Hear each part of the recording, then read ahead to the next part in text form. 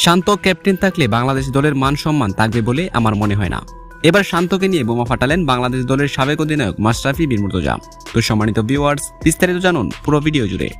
প্রথমবারের মতো টি-20 বিশ্বকাপের সেমিফাইনালে খেলার সুযোগ ছিল বাংলাদেশের সামনে, তবে সেই সুযোগ হেলায় হারিয়েছে টাইগাররা।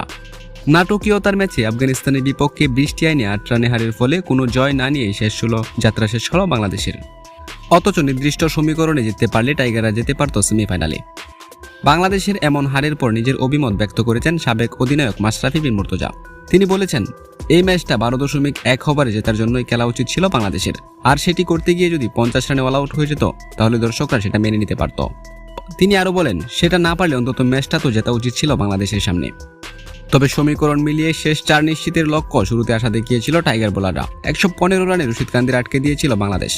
সেমিতে যেতে আফগানিস্তানের দেওয়া 116 রানের লক্ষ্য 12.1 ওভারে তাড়া করতে পারলেই নাজমুল হোসেন শান্তরা চলে যেতে পারত সেমিফাইনালে। কিন্তু সেটা করার কোনো উদ্বেগই দেখা যায়নি ক্রিকেটারদের মধ্যে। তাই তো মাশরাফি বিন বলেছেন, বাংলাদেশের ওপেনিং অত্যন্ত নড়বড়ে। তাছাড়া দলের ক্যাপ্টেন অত্যন্ত গাদা একটা প্লেয়ার, সে গুরুত্বপূর্ণ ম্যাচে কোনো রানই করতে পারে না। শান্তর মতো গাদা ক্যাপ্টেন থাকলে বাংলাদেশ দল মনে হয় না উন্নতি করতে পারবে, এমনটাই বলেছেন মাশরাফি।